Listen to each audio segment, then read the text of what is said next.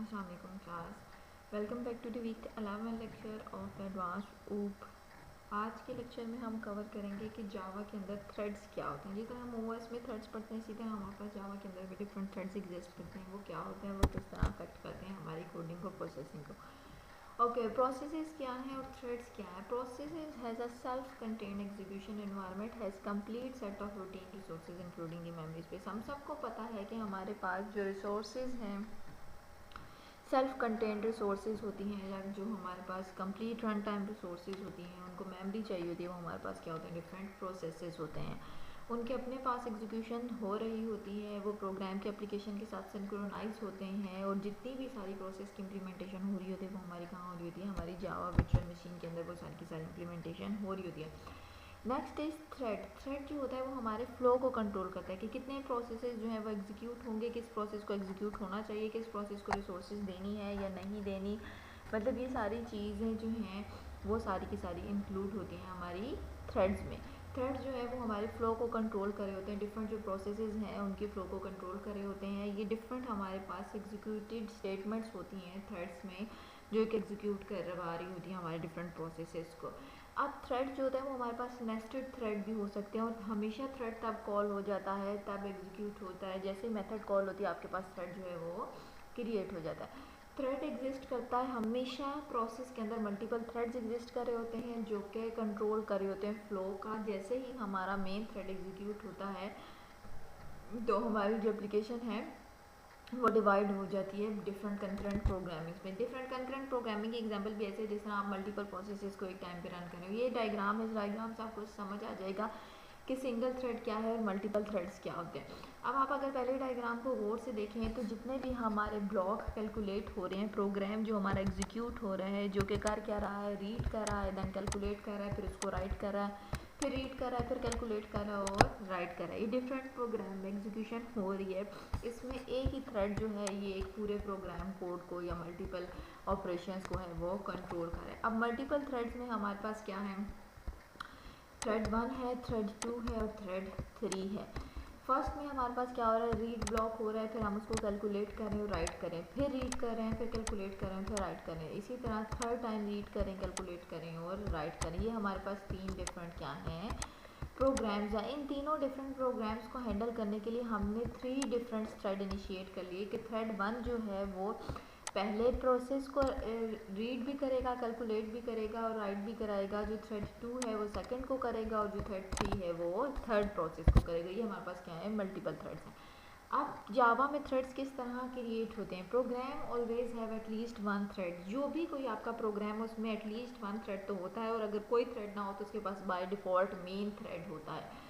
The one created when the program begin execution. जैसे ही execution programme start करता है हमारे पास एक थ्रेड जो है इस प्रोग्राम का क्रिएट हो जाता है। In a normal Java application program this thread start at the beginning of the main. जैसे मेन मेथड स्टार्ट होता है, ये हमने पढ़ा कि हमारे पास थ्रेड एक क्रिएट हो जाता है। To start the execution of the thread, जब भी आप थ्रेड की एग्जीक्यूशन स्टार्ट कराना चाहते हैं हमेशा आपको स्टार्ट का मेथड जो है वो कॉल करना पड़ता है। और थ्रेड अपनी एग्जीक्यूशन तब स्टार्ट करता है जब उसका रन का मेथड जो है वो आपने कॉल किया हो अपने कोड के अंदर। Threads other than the main thread in the program always start in the run method for an object representation of a method। main thread के अलावा जितने भी थ्रेड हैं वो रन के मेथड से जो है वो एग्जीक्यूशन जो है वो अपनी स्टार्ट करते हैं। ओके, डिफरेंट थ्रेड बताए हुए एक हमारा प्रोग्राम है, इसमें हमने 3 थ्रेड्स क्रिएट किए हैं, थ्रेड 1, थ्रेड 2 एंड थ्रेड 3।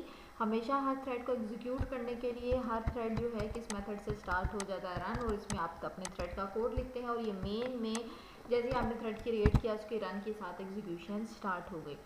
अब किस तरह हम डिफाइन करते हैं और अपने थ्रेड को स्टार्ट करते हैं जावा में, उसके लिए सारी डिटेल बताई हुई है।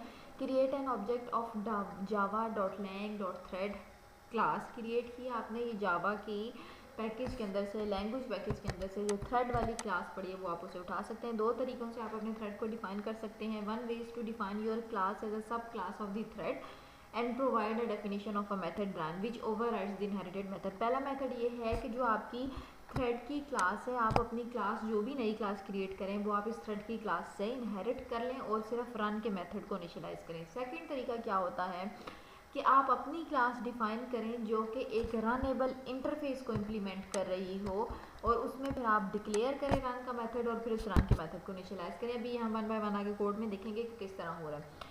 ओके, जो मेथड यूज़ होते हैं हमारे पास थ्रेड की क्लास के जो मेथड्स हैं वो क्या क्या हैं? गेट नेम है, गेट प्रियोरिटी है कि थ्रेड का नाम गेट कर लो, थ्रेड की प्रियोरिटी गेट कर लो कि वो फर्स्ट प्रियोरिटी पे रन होगा, सेकंड पे, थर्ड पे, क्या आपका थ्रेड अलाइव है या वो डेड हो गया है। ज्वाइन का मेथड यूज़ होता है, रन का मेथड यूज़ होता है उसको एग्जीक्यूट करने के लिए, स्लीप का मेथड यूज़ होता है थ्रेड को सस्पेंड करने के लिए या होल्ड कराने के लिए। स्टार्ट का मेथड यूज़ इसलिए होता है ताकि आप अपने थ्रेड को रन कर सकें। स्टार्ट का मेथड एक्चुअली आपके रन के मेथड को इनिशियलाइज करने के लिए होता है।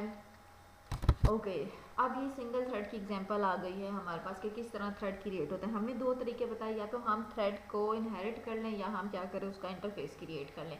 अब हमने इस जो हमारी क्लास है इसमें हमने क्या किया हुआ है? थ्रेड क्रिएट किया हुआ है। किसका? उस क्लास क्रिएट की हुई है हमने सबसे पहले किस नाम से? Current thread demo. हमने अपनी क्लास का नाम रख दिया है कि हमारा जो थ्रेड है वो करंट थ्रेड है, उसका डेमो की फाइल हमें क्रिएट करें क्लास की। उसके अंदर हमने एक मेन का मेथड स्टार्ट किया और उसके अंदर हमने एक थ्रेड का ऑब्जेक्ट बना दिया, thread T is equals to thread dot current thread, और अपनी इस क्लास के थ्रू उसको इनिशियलाइज कर दिया। प्रिंट करा ली हमने आउटपुट के हमारी थ्रेड में जो मेन थ्रेड है वो एक्चुअली अभी जो हमारा थ्रेड चल रहा है वो कौन सा होगा? मेन थ्रेड, क्योंकि हमने डायरेक्टली उसको मेन में इनिशियलाइज करा लिया। टी डॉट सेट नेम, अब हम अपने थ्रेड का नाम सेट करना चाहते हैं, उसका हमने नाम सेट कर दिया माई थ्रेड और प्रिंट करा लिया अपने थ्रेड का नाम। फिर हमने ट्राई कैच ब्लॉक में गेट किया कि 5 टाइम्स तक वो हमारी लूप जो है वो चले और उसके बाद जो है वो हमारा थ्रेड जो है वो 1000 मिली सेकेंड पर जाके स्लीप हो जाए। फिर हमने कैच कर ली एक्सेप्शन। अब इसने हमें किस किस्म की आउटपुट दी? करंट थ्रेड जो हमारा था थ्रेड, उसमें मेन थ्रेड था, उसका नाम दिखाना शुरू कर दिया। उसने सिस्टम आउटपुट में नेम उसका दिखाया है और उसके बाद उसने बताई है उसकी लिमिट, वो कितनी दफ़ा चलेगा, और थ्रेड का नाम दिखा रहा है मेन थ्रेड। अब हमने जब चेंजेस की उसमें करंट थ्रेड में हमने जब चेंजेस की तो हमारे थ्रेड का नाम लिखाया माई थ्रेड और 5 टाइम वो लूप चलेगी और थ्रेड कौन सा है? वो मेन थ्रेड है। एग्जीक्यूट कितनी दफ़ा होगा? 5 4 3 2 1 टाइम आफ्टर चेंजेस। हमने एक लूप में टेस्ट किया कि क्या वो रन हो रहा है थ्रेड हमारा या नहीं। हाँ, वो 4 दफ़ा रन हो रहा है, इस किस्म के आपको आउटपुट दे देगा। ओके, सेकंड तरीका जो हमने पढ़ा था कि हम किस तरह इंपोर्ट करा सकते हैं। हम एक रनेबल ऑब्जेक्ट बना लें, उस रनेबल ऑब्जेक्ट के थ्रू हम जो है वो अपने थ्रेड को इनिशियलाइज करा सकते हैं। रनेबल इंटरफेस आपको इंप्लीमेंट करना पड़ेगा अपनी क्लास के अंदर, या फिर आपकी क्लास है जो पैकेज को इनहेरिट कर लेगी। अब पिछला मेथड जो हमने पढ़ा वो पैकेज से इनहेरिटेंस के थ्रू उसने थ्रेड को गेट कर लिया। अब नेक्स्ट में वो रनेबल इंटरफेस के थ्रू जो है अपनी क्लास में क्रिएट करा object. The runnable interface defines a single method run meant to contain the code executed in the thread। Run का मेथड क्या करेगा? हमेशा जो कोड एग्जीक्यूशन होगा वो थ्रेड के अंदर वो कोड एग्जीक्यूट कराएगा। हमने एक क्लास बनाई हेलो रनेबल की, जिसको हमने किससे इम्प्लीमेंट कर लिया? रनेबल क्लास से, यानी कि उसका इंटरफेस क्रिएट कर दिया। इसमें हमने क्या करना था? सिर्फ रन के मेथड को इनिशियलाइज करना है। रन के मेथड में हमने एक प्रिंट की स्टेटमेंट रख दी और मेन मेथड में ही अपने न्यू थ्रेड को न्यू थ्रेड रनेबल के साथ स्टार्ट करा दिया।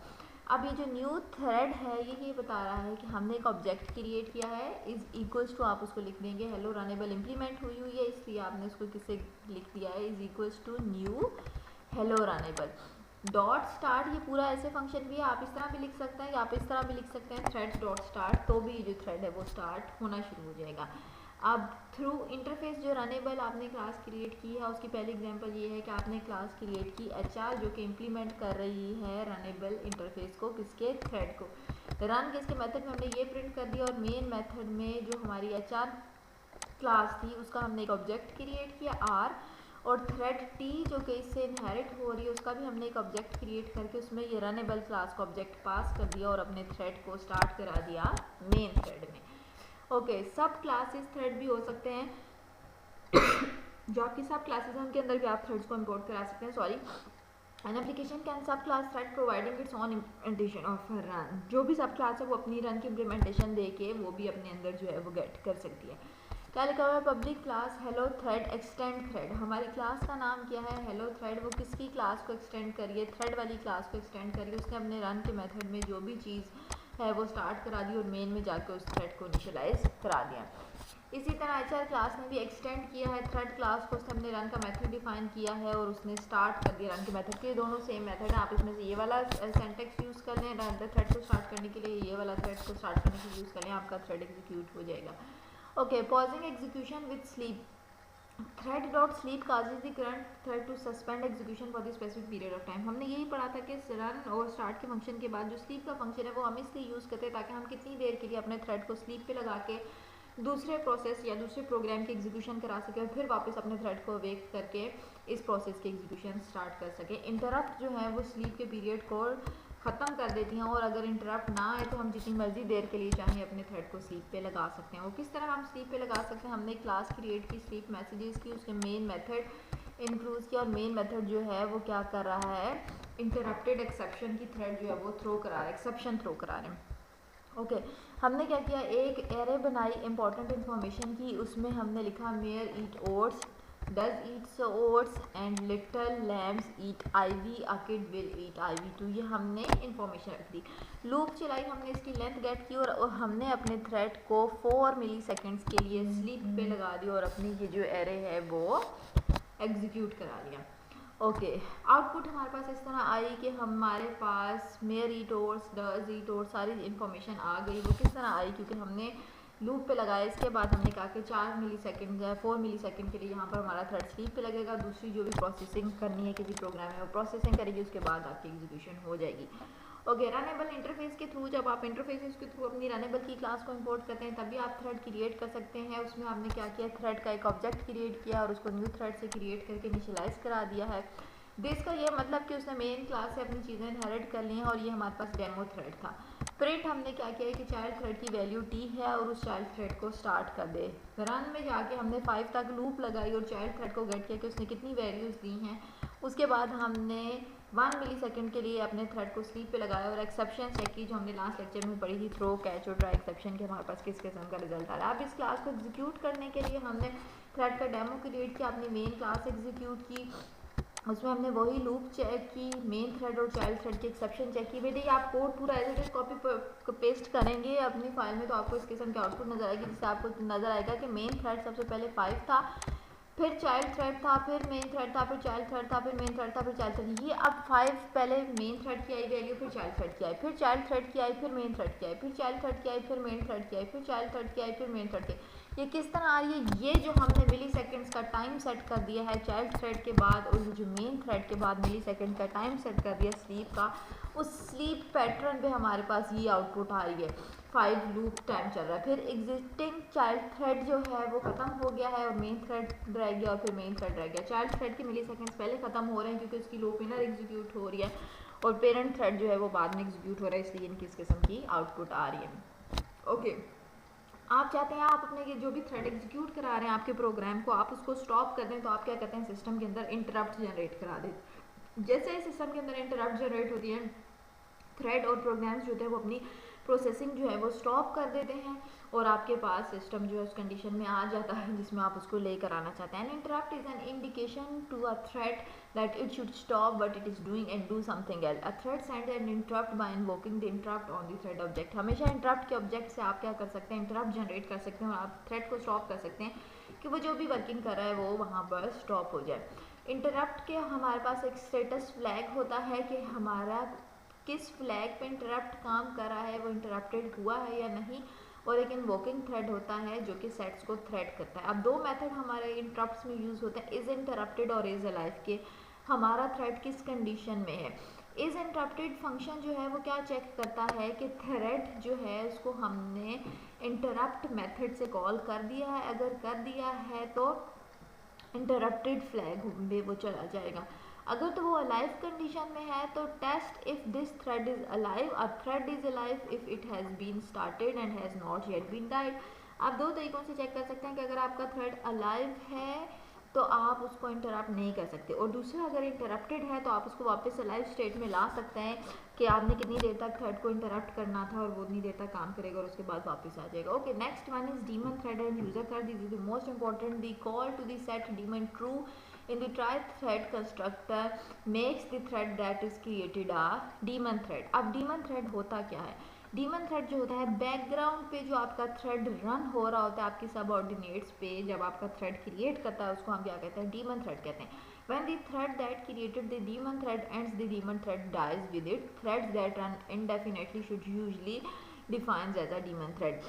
हर वो थ्रेड जो इनफाइनाइट नंबर ऑफ पीरियड तक एग्जीक्यूट होता रहता है उसको हम क्या कहते हैं, डीमन थ्रेड कहते हैं। और डीमन थ्रेड क्रिएट कैसे होता है, जो आपका मेन थ्रेड है वो कभी डीमन थ्रेड को क्रिएट कर सकता है। डीमन थ्रेड ऐसे ही है, जितनी देर तक यूनिवर्सिटी है उतनी देर तक आप लोग यहाँ पर पढ़ रहे हैं, जब यूनिवर्सिटी नहीं होगी तो आप लोग यहाँ से डिग्रीज नहीं ले सकते। सेम ऐसे ही डीमन थ्रेड काम करता है, जिसने इसको क्रिएट किया है वो जितनी देर तक एग्जिस्ट कर रहा है पेरेंट उतनी देर तक तो डीमन थ्रेड हमारे पास एग्जिस्टिंग कंडीशन में रहेगा।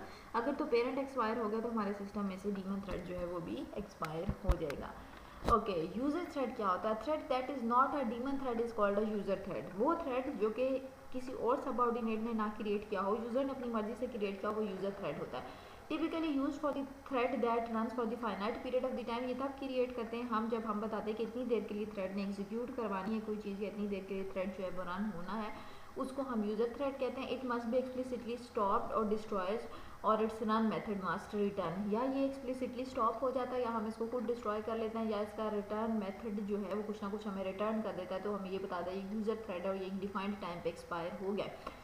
You can only call the set demon for a thread before it start. आप हमेशा सेट डीमन तब कॉल करते हैं जब आपका थ्रेड अभी स्टार्ट नहीं हुआ होता, अदरवाइज आप क्या करते हैं, यूजर थ्रेड्स क्रिएट करते हैं।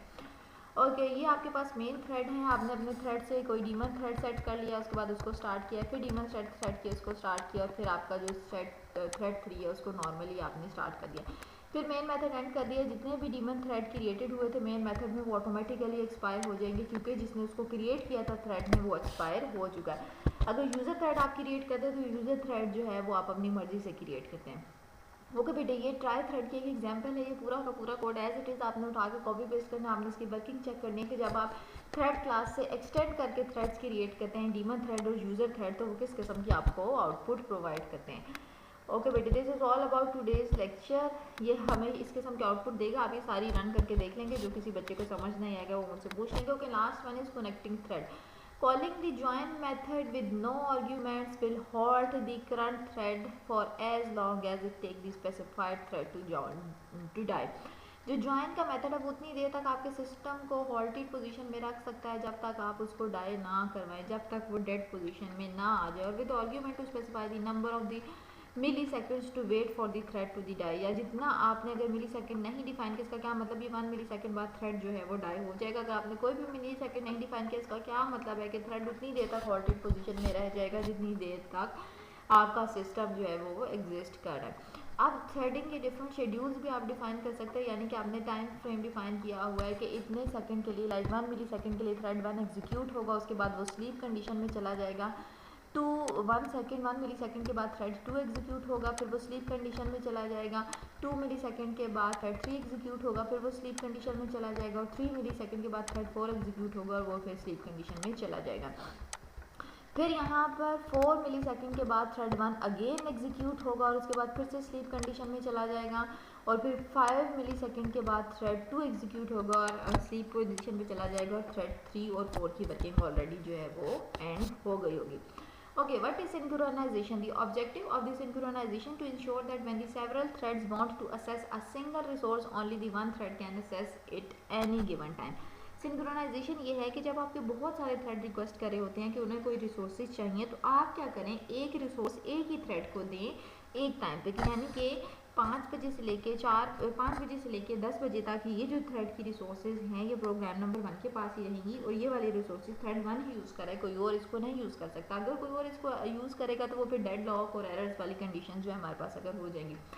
2 ways to manage the thread, manage the code at the method level और manage the code at the block level। आप या तो ब्लॉक लेवल पे अपने थ्रेड को मैनेज कर लें, जहाँ पर आप ये देखेंगे किस रिसोर्स ने कितने थ्रेड्स एक्वायर किए हुए हैं, किस थ्रेड को कितनी रिसोर्सेज चाहिए, या फिर आप मेथड लेवल पे जब आप अपना मेथड डिफाइन कर रहे होते हैं वहाँ पर जो है वो वैल्यू सेट कर दें।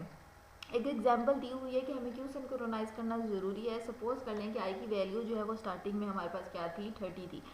थ्रेड 1 पे हम चला रहे हैं आई इजिकल्स टू आई प्लस 1, यानी कि आई की वैल्यू क्या हो गई 31। और थ्रेड 2 पे हम क्या वैल्यू चला लें, आई इजिकल्स टू आई माइनस 1, तो उसकी वैल्यू क्या हो जाएगी 29। तो value of the I is 31 और इट शुड बी 30। तो अब आपको क्या पता कि वैल्यू जो आई की है वो 30 है या 31 है, इसलिए जब भी आप रिसोर्सेज अलॉट करते हैं थ्रेड को तो आपने सिंक्रोनाइजेशन करनी होती है कि अगर ये रिसोर्सेज थ्रेड 1 को मिली हुई है आई की तो वो उसी टाइम पे थ्रेड 2 को ना मिले, क्योंकि ऑटोमेटिकली अपोजिट रिएक्शंस जो हैं वो ट्रांजेक्शन्स जो हैं वो क्रिएट कर देंगे सिस्टम, और सिस्टम जो है वो इनकन्सिस्टेंट स्टेट में आ जाएगा।